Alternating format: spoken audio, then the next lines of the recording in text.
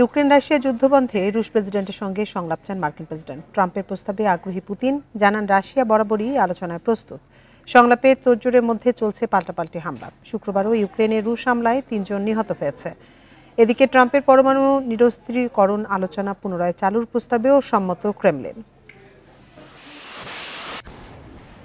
৩ বছরে গড়াচ্ছে Ukraine Russia যুদ্ধ।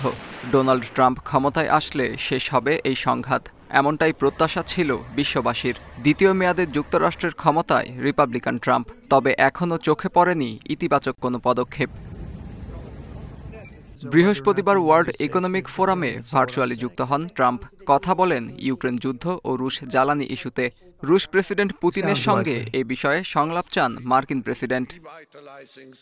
শুক্রবার রিপাবলিকান নেতার শান্তি আলোচনার প্রস্তাবে আগ্রহ প্রকাশ করেন রুশ প্রেসিডেন্ট। জানান ইউক্রেন সংঘাত নিরসনে বরাবরই প্রস্তুত রাশিয়া, তবে ইউক্রেন ইস্যুতে রয়েছে কিছু জটিলতা।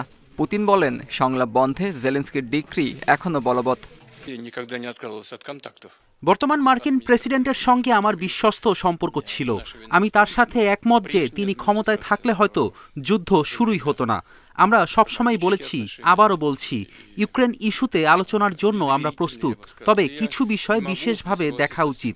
যেমন কিয়েভ প্রধান যখন পর্যন্ত ইউক্রেনের বৈধ প্রেসিডেন্ট ছিলেন তখন তিনি যুদ্ধবিরতির সংলাপ বন্ধে একটি ডিক্রি জারি করেছিলেন।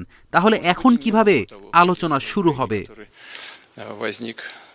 সংঘাত নিরসনে ট্রাম্প পুতিনের প্রচেষ্টার মধ্যেই ভিন্ন কথা বলছেন ইউক্রেনীয় প্রেসিডেন্ট। শান্তি আলোচনার দোহাই দিয়ে ট্রাম্প সহ বিশ্ব নেতাদের ধোঁকা দিচ্ছেন পুতিন, মন্তব্য জেলেনস্কির। একদিকে চলছে শান্তি আলোচনার তোড়জোড়, অন্যদিকে তীব্র হচ্ছে কিয়েভ মস্কোর পাল্টাপাল্টি হামলা। ইউক্রেনে শুক্রবারও হয়েছে রুশ বাহিনীর ড্রোন হামলা। আবাসিক ভবন ক্ষতিগ্রস্ত সহ মিলেছে হতাহতের তথ্য।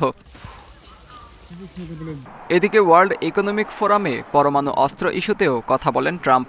জনবিধ্বংসী এই অস্ত্রের মজুদ কমাতে আলোচনা করতে চায় চীন রাশিয়ার সঙ্গে। এরপরই রাশিয়ার পক্ষ থেকে জানানো হয় ইতিবাচক মনোভাব।